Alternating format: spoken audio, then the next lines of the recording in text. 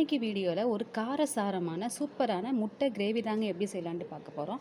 தக்காளி சாதம், சாம்பார் சாதம், தயிர் சாதம் இப்படி எல்லாத்துக்கும் செம்ம காம்பினேஷனுங்க. இது ரொம்ப ஈஸியாக டக்குன்னு செஞ்சிடலாம்.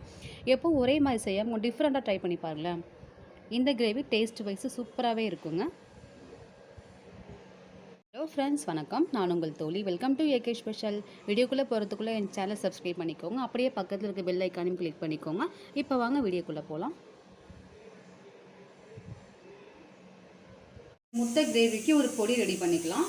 அதுக்கு நான் கடாய் வச்சு சூடுபடுத்திருக்கேன். எண்ணெயெல்லாம் எதுவும் போட்டு ட்ரையாக தான் பண்ண போகிறோம். ஒரு ஸ்பூன் அளவுக்கு மிளகு சேர்த்துக்கோங்க. இதோட 1 ஸ்பூன் அளவுக்கு ஜீரகம் சேர்த்துக்கோங்க. அதே அளவுக்கு 1 ஸ்பூன் அளவுக்கு சோம்பு சேர்த்துக்கோங்க. இதோட கொஞ்சமாக கருவேப்பிலை, ஒரு கொத்து கருவேப்பிலை சேர்த்துக்கோங்க.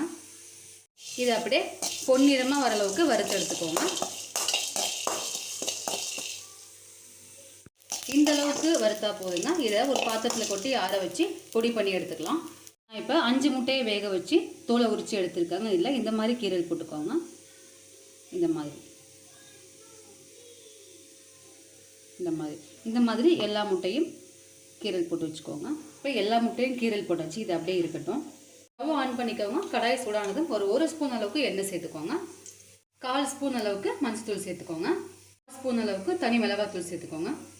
கொஞ்சமாக உப்பு சேர்த்துக்கோங்க.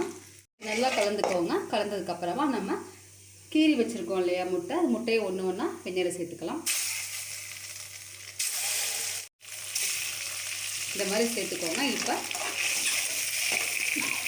அடுப்பை லோ ஃப்ளேம்லேயே வச்சு இதை மெதுவாக அப்படியே கலந்து விடுங்க. இது எண்ணெயிலே இந்த முட்டை அப்படியே லைட்டாக ஒரு மாதிரி பொரிஞ்சு வரும். அது வரைக்கும் இப்படியே இருக்கட்டும். ரொம்ப வேகமாக கலந்து விட்டீங்க அப்படின்னா முட்டை உடஞ்சிருங்க. ஸ்லோவாகவே கலந்துக்கோங்க. அடுப்பு லோ ஃப்ளேம்லேயே ஒரு 5 மினிட்ஸ் அப்படியே கைவிடாமல் லைட்டாக கலந்துக்கிட்டே இருங்க. இந்த அளவுக்கு ஃப்ரை பண்ணால் போய் இதை எடுத்தால் ஒரு வேறு பாத்திரத்துக்கு இதை மாற்றிடலாம். அப்படியே ஓரமாக வச்சுருங்க. அதே கடாயில் இன்னும் கொஞ்சம் எண்ணெய் சேர்த்துக்கோங்க.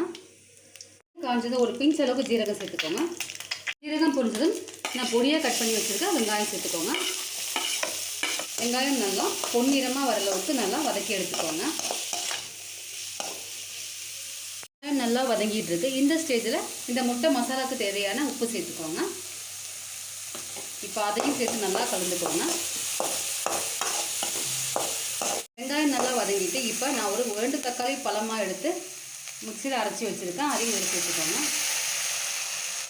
இப்போ தக்காளியோட பச்சை ஸ்மெல் போகிற அளவுக்கு நல்லா கலந்து விட்டுக்கோங்க. தக்காளியை நீங்கள் கட் பண்ணியும் சேர்த்துக்கலாம். ஆனால் அரைச்சி சேர்த்திங்க அப்படின்னா அதோட டேஸ்ட் நல்லாயிருக்கும். கொஞ்சம் கிரேவியாகவும் இருக்கும். அது நல்லதுங்க. இப்படி 2 மினிட்ஸ் இருக்கட்டும். தக்காளியோட பச்சை ஸ்மெல் நல்லா போயிடுச்சு. இப்போ நம்ம மசாலா சேர்த்துக்கலாம். மசாலா பார்த்தீங்கன்னா மிளகாத்தூள், மஞ்சத்தூள், மல்லித்தூள், கரம் மசாலா சேர்த்துருக்கேன். இதோட நல்லா கலந்து விட்டுக்கலாம். மிளகாத்தூள் நான் கம்மியாக தாங்க சேர்த்துருக்கேன். ஏன்னு கேட்டால் நம்ம ஏற்கனவே மிளகு ஜீரகம்லாம் அரைச்சி வச்சுருக்கோம் இல்லையா. ஸோ அதோட காரம் இருக்குங்கிறதுனால நான் மிளகாத்தூள் ஒரு 1/4 ஸ்பூன் அளவுக்கு சேர்த்துருக்கேன். நீங்கள் காரம் பார்த்து அதுக்கு ஏற்ற மாதிரி சேர்த்துக்கோங்க. ஸோ இப்போ அந்த மசாலாவோட பச்சை ஸ்மெல் போகிற அளவுக்கு லைட்டாக வணங்கி எடுத்துக்கலாம். மசாலாவோட பச்சை ஸ்மெல் போனதுக்கப்புறமா நீங்கள் இந்த கிரேவிக்கு எவ்வளோ தண்ணி வேணுமோ அவ்வளோ சேர்த்துக்கோங்க. நான் 1/2 கிளாஸ் சேர்த்துக்கிறேன். ரொம்ப தண்ணியாக இருந்தாலும் நல்லா இருக்காதுங்க. ஸோ கொஞ்சம் தளத்தளம் இருந்தாலும் நல்லாயிருக்கும். ஸோ எனக்கு இந்த 1/2 கிளாஸ் தண்ணி போதும். இதோட நம்ம அரைச்சி வச்சுருக்கோம் இல்லையா மசாலா, இங்கே பாருங்கள் இந்த பவுட்ரு, இதையும் இதோட சேர்த்துக்கலாம். இதையும் நல்லா இப்போ கலந்து விட்டுக்கோங்க. மசாலாவும் சேர்த்து நல்லா கொதித்து வந்ததுக்கப்புறமா நம்ம முட்டையை சேர்த்துக்கலாம். ஒரு 2 மினிட்ஸ் ஆகட்டும், வெயிட் பண்ணலாம். கொதிச்சு வருது பாருங்கள். இந்த ஸ்டேஜில் நம்ம ரெடி பண்ணி வச்சுருக்க முட்டையை இதோட சேர்த்துக்கலாம். நம்ம நார்மலாக முட்டை மசாலா பண்ணாமல் இந்த மாதிரி மசாலா அரைச்சி போட்டு பண்ணுங்களேன், அவ்வளோ சூப்பராக இருக்குங்க. இது தக்காளி சாதம், தயிர் சாதம், சாம்பார் சாதம் இப்படி எல்லாத்துக்குமே செமையான காம்பினேஷனாக இருக்கும். ஸோ நீங்கள் ட்ரை பண்ணி பாருங்கள். இப்போ இது நல்லா சுண்டி வரட்டும். ஒரு 5 மினிட்ஸ் இப்படியே இருக்கட்டும். இந்த அளவுக்கு சுண்டி வந்ததுக்கப்புறமா நான் ஒரு பொடி அளவுக்கு பொடியாக மல்லி இலை கட் பண்ணி வச்சுருக்கேன். அதையும் சேர்த்துக்கலாம். இதோட நீங்கள் மல்லி இலைக்கு பதிலாக கஸ்தூரி மேத்தி சேர்த்திங்க அப்புறம் இன்னும் சூப்பராக இருக்குங்க. நான் இன்றைக்கி மல்லி இலை சேர்த்துருக்கேன். ஸோ இப்படியே கலந்து விட்டு ஒரு 2 மினிட்ஸ்க்கு அப்புறம் எடுத்து சர்வ் பண்ணோம் அப்படின்னா சூப்பரான காரசாரமான முட்டை மசாலா ரெடிங்க. நீங்களும் இதே மாதிரி உங்கள் வீட்டில் ட்ரை பண்ணி பாருங்கள். எப்படி இருக்குது என்னன்னு சொல்லிட்டு கமெண்ட்ஸில் சொல்லுங்கள். வேறு ஒரு வீடியோவில் பார்க்கலாங்க. தேங்க்யூ.